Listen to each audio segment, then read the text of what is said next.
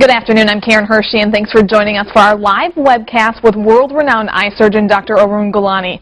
Today we're going to be talking about options available to you if you have been told that you are not a candidate for LASIK eye surgery. Now, Dr. Gulani, your main message is, of course, do not give up hope. There are options out there for people to have perfect vision. Yes, there are. And the most common reasons for people when they're told they're not a candidate for LASIK, Karen, I like to divide it into three categories so it's easy to remember. One is surgeon-related, one is patient-related, one is technology-related. Now, surgeon-related is also pretty common because most doctors do not go beyond 1 and 2 techniques that they would do. So if someone does only LASIK or LASIK and 1 or 2 other techniques, then they're limited in what they're offering to the patient.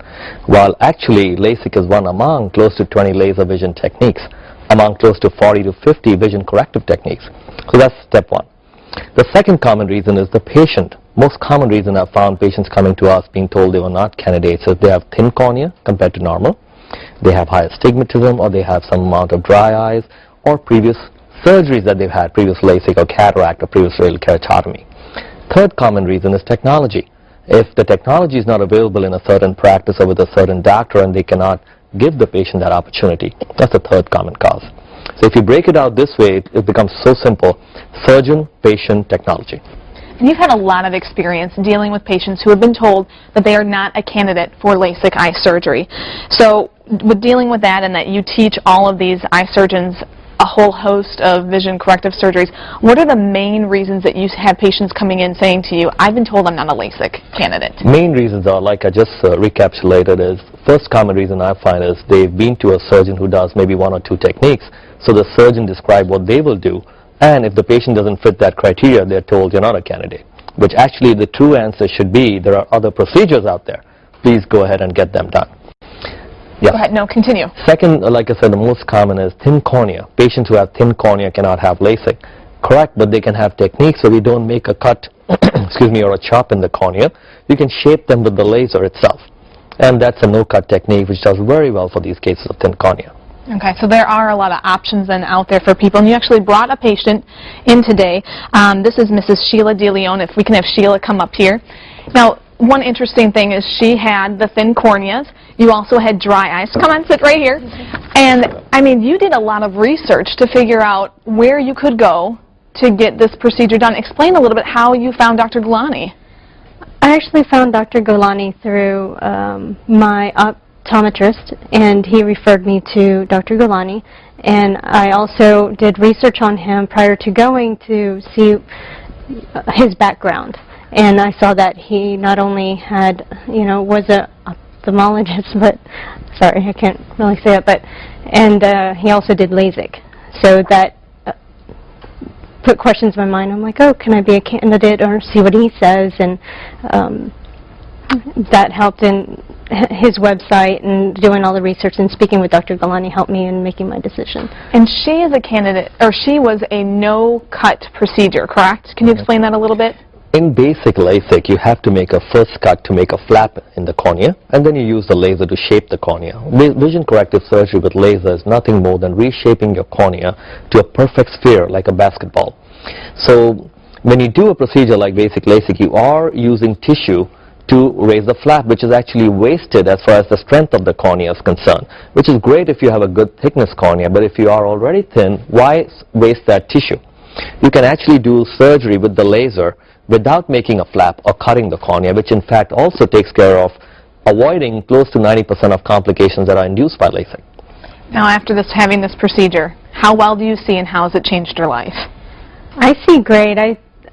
At my last checkup, I was better than 2020. I think I was 2015, so that was exciting. That's got to be a good feeling. Yes, very.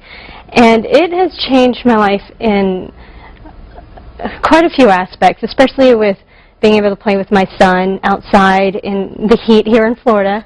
You're wearing glasses and it slides off constantly and always having to readjust. And being able to be more active and not have to worry about glasses or contacts or it irritating me in any way. Well, Sheila, thank you so much for joining us today, and I'm glad to hear that you have better vision than I do. That's for sure. Even with my contacts on, I'm not 20/20, so I'm a little jealous. Yes, I know. I'm really excited. That's great. Well, thank you so much. Okay, Dr. thank you. Gulani, you also do permanent contact lenses. Can you Thank you, explain that a little bit? I mean, this is a surgery that, from what I understand, it's geared towards people who are moderately to severely nearsighted. Can you explain that surgery just a little bit? Yes. Now, in cases where, remember, LASIK and all these laser vision techniques, various kinds of laser vision techniques are done to shape the cornea. But when the patient's refractive error or the glasses prescription is so high, especially nearsighted so high, that there's not much you can do on the cornea, then you have to go into the eye and use a special contact lens that is, it's called an ICL, and that is literally like a contact lens. Actually, I have it right here in one of these models to show. This is an I'm exact going to try size. to zoom in on this so you can Try see zooming it against me if you see a contrast there. And the lens is right inside here. That's right. Maybe It's I'll very move it small. around. I mean, There it we looks go. like a contact lens, but it's Exactly. implanted. I mean, this is like a permanent. It's going to stay in your eye, correct? So you enter the eye with numbing drops, and you put this miniature contact lens into the eye and tuck it in place. You can't see it, you can't feel it, and your vision is corrected. So without touching the cornea, where laser vision surgeries are done, this is something that you go into the eye and place it on your natural lens. I have also called this procedure lens augmentation procedure because you're adding an artificial lens to your natural crystalline lens. So these are patients who do so well, and they wouldn't have been candidates for LASIK surgery. This procedure, ICL, I think it revolutionizes and brings these patients back into perspective. And bringing us into perspective is actually one of your patients, Gretchen. Come on up here. You can sit down with us. Now, she had this procedure done. Gretchen, can you explain for us a little bit about what it was like for you?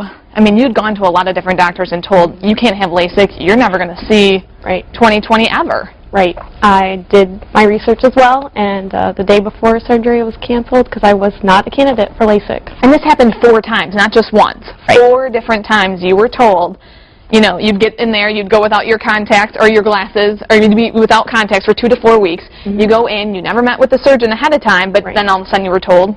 I'm not a candidate. So when you found Dr. Gulani, were you a little bit nervous or hesitant thinking, I'm going to get told again, I'm not a candidate, this is a waste? I was. I asked a lot of questions, but he answered them, and he let me know he can help me. So tell me about this procedure for you, what it was like. It was a very quick procedure. It was very pain-free. Just put some drops in my eyes. Came out. I could see right away. And it was like quick, you know, I mean, Permanent implantable contact lens. and it didn't hurt? Nope, did not hurt. No pain at all? No. Explain her case a little bit and how this relates to, you know, a lot of people. You know, how can they relate it to her? It relates in many ways, Karen. As you see in many of our webcasts, we have repeatedly said vision corrective surgery is an art. It is not just cookie cutter, let's do LASIK, let's do this, let's do this. You have to see which among these 40, 50 techniques and combinations you can use to design it for the patient. Gretchen's history is typical, like we heard from a previous patient and many that we hear every day. They go to 3, 4, 5, 6 LASIK surgeons all over the country and are told not a candidate. But that discussion actually needs to go a little further. Not a candidate for that surgery, but is there other options for me? So when Gretchen came in, I remember, you know, we discussed her case very nearsighted, and we said ICL is the way to go. Gretchen, remember? Yep. And we said this we do one eye at a time because it's intraocular surgery. Why is it one eye? Because with LASIK, you do Yeah. both eyes at the same time, so why is this different? Just a safety protocol, Karen. Actually, nowadays we are looking into doing both eyes at the same time, but the safety protocol is whenever you're doing surgery that goes into the eye, whether it's cataract, ICL, you try and do one eye, wait a week and go to the other eye. That's in the rare situation that you may have infection or something. So just a safety protocol. Now, with the ICL, the other thing is the vision is nearly instantaneous. That's what Gretchen described. I smiled a little when she gave the terminology because I love it when my patients talk medical. So I liked it how she emphasized to you implantable contact lens. Yeah. It is literally, with numbing drops, you numb the eye, you enter the eye with a very tiny incision, and you place this contact lens, let's call it that, the ICL, on her natural lens, and you come out. And she's on drops for post-op, just like LASIK, for about 2 to 3 weeks. And then the other eye a week later. And she's basically free to do anything she wants. Can you touch your eye? Do you have to be careful about anything? You know, just because in my head I'm thinking, oh my gosh, you've got something on your eye. Could it fall off? In the eye. In the eye. Well, it's inside the eye, but I mean, could it move around or shift? No, it is selected to a perfect size for her, of a certain power which is customized to her. So you can play sports, you can do content, I mean anything, it's not going to, No. if you hit your head or something, it's not going to move around or anything like that. No. Are there any risks associated with the surgery? I mean, I know that you have to do one eye at a time. What kind of infections or things do you have to worry about, and did you have any problems? Nope, I'm No worry-free. Okay. So actually, she went back to live in Vegas, right? I did. And she had a great time. We want to ask her what else she did, but what happens in Vegas stays in Vegas. Yeah. So, but no, Gretchen, she did well, just like all the ICL patients. And no, you cannot disturb the ICL yourself because it's in the eye. So think about it. Actually, it's maintenance-free in that zone. Now, safety-wise and medicine-wise, the doctor still follows with the patient because since it's so close to your natural lens, you have a higher chance, if it is very close, that you may develop a lens opacity. If that happens, then you can remove this lens. So it is removable, but of course you don't want to do that. Correct? So it is permanent. You do not feel it at all. It's nicely tucked in position. There is no pain, no change to her lifestyle at all. And such a patient could also be very thin cornea. There's another indication. If someone's very thin cornea, you cannot do the laser technique that I did for Sheila. Let's say they're very nearsighted and thin cornea. ICL. Now here's the best part. It doesn't stop there again with me because I'm constantly thinking of how to make it better. You can also, after putting the ICL, 6 weeks later do LASIK on top. So you can do other procedures on top of having a permanent contact implantable lens. Exactly. Think about it. Let's say if she was also high astigmatism with high nearsightedness. So now her nearsightedness is corrected with ICL. I would do laser for astigmatism. Make a football-shaped cornea back to a basketball. And that's perfect camera in action. Were you nervous at all having something implanted in your eye? It would make me a little, a little nervous to have, knowing that they're going to be cutting in and putting something, basically kind of replacing your lens with something else. I mean, were you a little nervous at all? Did you have any hesitation? To be completely honest, no. Once I met him and once I saw his drive for helping me, and he just blew me away. I was like, finally, someone actually has the talent and the desire to really help me. So I was not worried at all. I just did it. The first eye. Explain for people, when you walked out of that room, like you said, you could see immediately, but just what kind of went through your mind at that point? Well, you're a little groggy, but then you're thinking, oh, wow, I can see. And I was like, this is completely amazing. And again, it was only one eye, so I was thinking, I wish I could see that. But it was just completely amazing. And then you waited a week and had the next eye. Right. And your father also had cataract surgery. Right. And was told that he couldn't have procedures after having cataract surgery or anything like that. But I mean, these are all things that, you find out about, that yes, you can have procedures afterwards. You can constantly fine-tune and perfect your vision. Right. Once I came home and I let my father know about Dr. Gulani, he said, you know what, I'm not happy with what I had done. Let me go see him. And so he had his procedure done as well. Well, thank you so much for joining us. I appreciate it. Again, jealous that you see. Now, do you have 2020 better than 2020? Better than 2020. I know. You guys are trying to make me jealous. We are. And no problems. There's no maintenance. There's nothing that you have to do. Completely No, but worry-free. the surgeon should still follow up with the patients. That's How very often important. how often should you be following up? Thank you, Gretchen, for Thank coming in. you. You can follow up based on how they're doing. I mean, once a year is also fine, because also the health of the eye is still something that these are very nearsighted people, so their retina needs to be evaluated. So what I tell surgeons is, don't forget the eye's anatomy. That always needed a one-year follow-up. So make sure you're constantly watching. And again, being a teacher of teaching these techniques, I like to maintain data so I can honestly share that at the national podiums. So that's the other reason. What about a lens exchange surgery? That's another option. Can you kind of explain what that procedure entails? Absolutely. Now, as Gretchen mentioned about her father, he had cataract surgery elsewhere, both eyes, and he wasn't happy. But again, you saw with such a case, because the doctor had already done the cataract surgery, right? You leave the lenses in place. Now you can actually do advanced LASIK on the cornea, so you make up for that inadequacy of the lens that he had, and he's seeing excellent. Now take this principle and move it around. In Gretchen's case, because she was so nearsighted, our eye is like a camera. It has its own natural crystalline lens, right? In her case, we added a lens to her lens. That's the ICL. When somebody is very far-sighted and they are not a LASIK candidate, instead of adding a lens, you just remove their natural lens. Okay. Now, if you think a little with an extension of thinking here, it's basically a cataract surgery without the lens being cloudy. And you have a patient here today Yes. that had that happen. Miss Heidi Lee, come on up here. And again, this is a situation where you put in the permanent contact lens. In Heidi's case? No, in Heidi's case, I basically removed her natural lens. You removed the natural lens. And put in an intraocular lens, just like a cataract surgery. Okay. And there's no additional lens, but it's a lens that replaces her natural lens. So in effect, if you want to, absolutely lay terminology, we did like a early cataract surgery. Because she's so far-sighted, you cannot do laser that much on the cornea. And in a far-sighted person, you cannot add a lens. You remove her natural lens and put in a specific lens of a power, and they can see excellent. And what was the procedure like for you? It was very simple, pain-free, and just wonderful. What was your vision like beforehand? Terrible. Very depressing. I could sit there and try to watch TV, and you know, I just wondered. Thoughts went through my mind like, I wonder what it's like just to really be able to see TV like other people do, you know. And I've always been told this procedure couldn't be done, and so. And why couldn't you have the procedure? What were their reasons for you that they kept telling you couldn't have the procedures? Well, I had a lazy eye, and which they call one a precious eye, and one with the lazy eye being bad. They didn't want to do it because I had, you know, one good eye and one bad eye. They didn't want to risk, you know, taking the chance of something happening to my precious eye. So when you saw Dr. Gulani, what did he say to you? He explained, you know, the procedure and everything, and he treated me like I was his own daughter or whatever, and told him, you know, the risks involved, and answered any question that I had to. And I was like, you know, I had to think about it, thought long and hard about it, and made the decision to do it, and I'm so glad that I did. What were some of the risks associated with a procedure like this?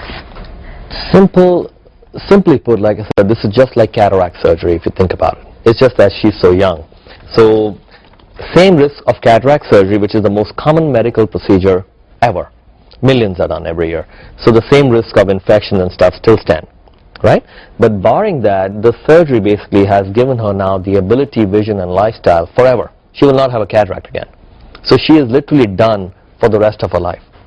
And she wasn't a candidate because she was so far-sighted that the vision is so distorted that the laser cannot do enough on the cornea.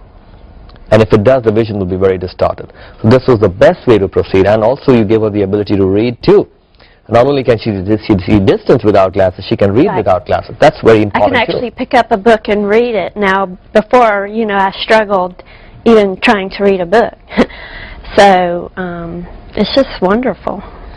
And you talked about, you know, you had to think about this a little bit. What were your issues? What were you nervous about? Well, I was nervous about just the risk of, you know, what if, you know, with any surgery there's a risk involved in maybe something going wrong or whatever. And what would happen if something went wrong with that surgery and I lost vision out of that eye? Could I deal with being, you know, without vision in that eye? Well, as depressed as I was and as far-sighted as I was, I couldn't see anyway, so, you know. You kind of felt like, yeah, it's not going to get any worse. Exactly. Or it really can't get that much worse. So after you had the procedure, tell us a little bit about how you felt. Could you see immediately? Oh my gosh. Well, the next morning after the surgery, I was like, I got up and I looked at the clock and I was like, oh my gosh, I can see what time it is. You know, it's just amazing. I was like, couldn't believe it. It's just wonderful.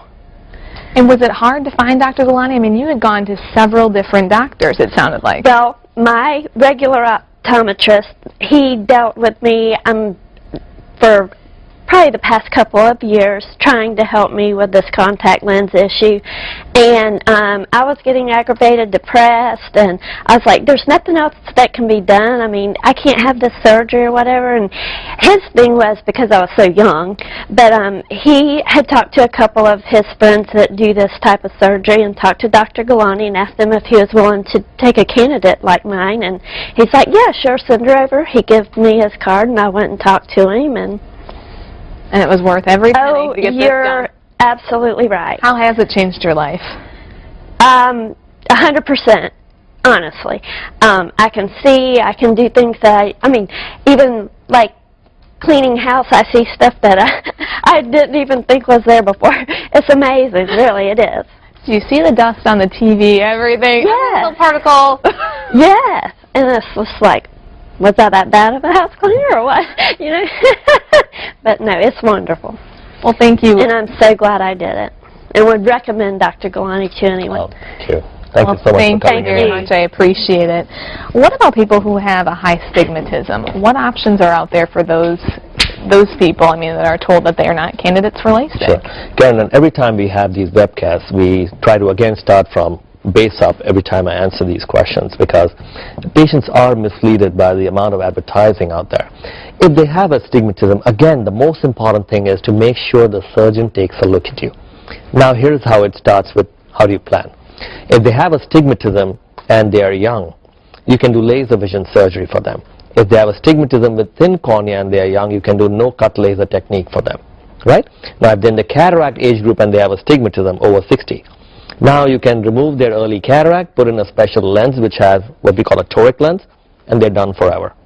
So there are no limits. You can do, in a very nearsighted person with astigmatism, you can do a toric ICL.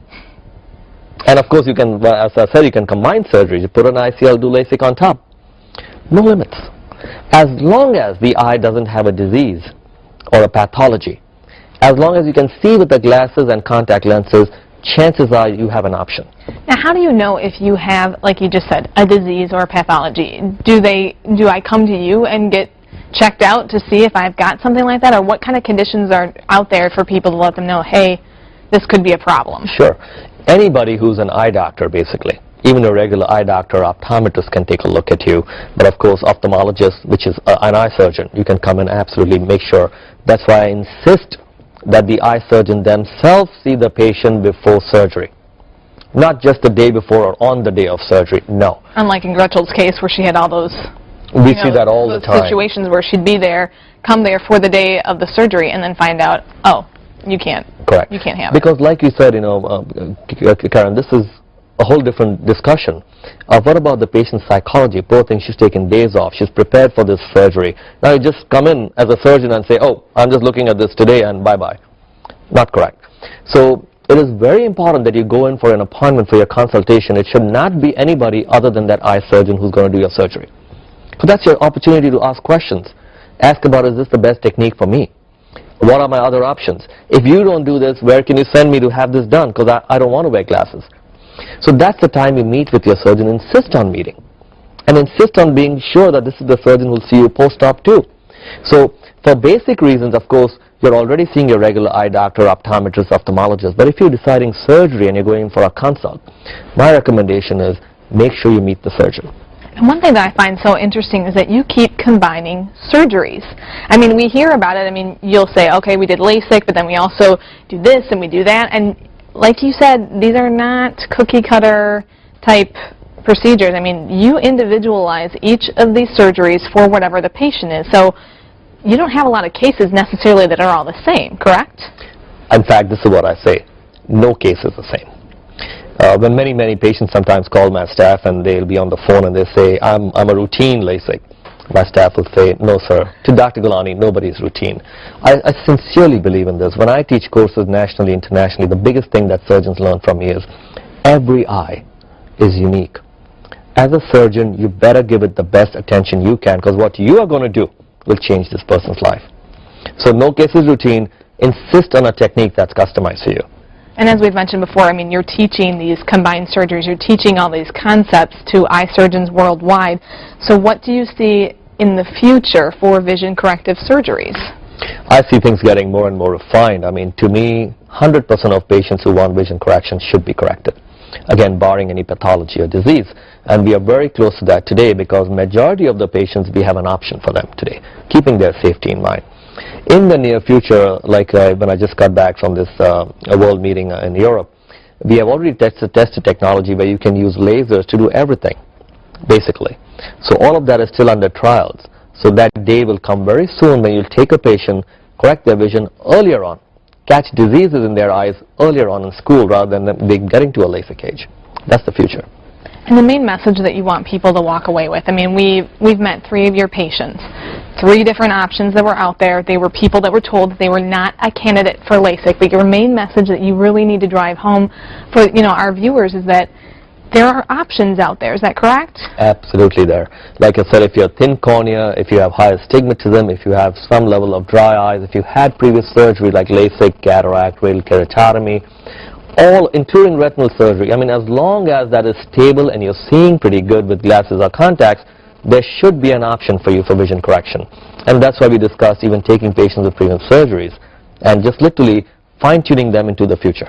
And that people shouldn't be scared about the whole fine-tuning thing, because we've talked about in our previous webcast that, you know, age-related issues pop up. People need those after 40 reading glasses, different things. So, I mean, if you have a procedure, don't be afraid if you need to come in and kind of have a tune-up, so to speak. Not only that, I mean, there are various reasons. You could have a problem with the surgery. Your first surgery could not have maybe been not on the 0 line. It was a little under or overcorrected. Or over time, like you said, they regress. All of this can be corrected, provided the safety profile is looked at by the surgeon. And with today's options, you can take literally, let's put it simply, Karen, this is a whole discussion for a webcast. All the patients who had cataract surgery need not wear glasses. Think about it, because you can do laser techniques on them and get them free. All the patients who had radial keratotomy in the past have so many options today. We can do lasers, change their lenses, bring them back to the vision that they were expecting and they got 20 years ago. So the future is not only bright for people who are coming in today for their candidates and those who are not candidates, but also for those who had previous surgery. All they have to do is meet the surgeon, and we have all this information on our website, all these surgeries, videos, images, because education is very, very big in our practice. So we're always open to Q&A. Absolutely. And never rush into surgery. Never. Get your questions answered. Be a good consumer. Make sure that you're asking the right questions for your surgeon. Come and in do 10 the times if research. they have to. Absolutely do not rush into surgery. No. All right. Well, thank you so much. That's about all the time we have for today. Now, if you have any questions about different vision corrective surgeries that we've talked about, or if you have eye issues that you want answers to, or if you want to find out if you're a candidate for LASIK eye surgery, you can email us at askdrgulani at wjxt.com, or you can get in touch with Dr. Gulani directly. His information is up on our screen. It's 1-888-LASIK 16, or if a local number is 904-296-7393. You can email gulanivision.com, or like I said, ask Dr. Gulani at WJXT. Now, our next live webcast is going to be at October 21st at about 12:30. We're going to be talking about a condition called keratoconus. Now, this is a degenerative eye disorder that causes the cornea to thin out and change its shape, making vision very difficult. So, of course, you'll want to tune in next month and learn more about these new surgical options for this disease. And this does affect a lot of people. A lot. At present, I think it's 1 in 2,000. 1 in 2,000? Yes, but there are many subclinical cases, too, which need to be picked up earlier on. Okay, so obviously tune in next month. We're going to be talking about that. Thank you so much for joining us, and have a great day.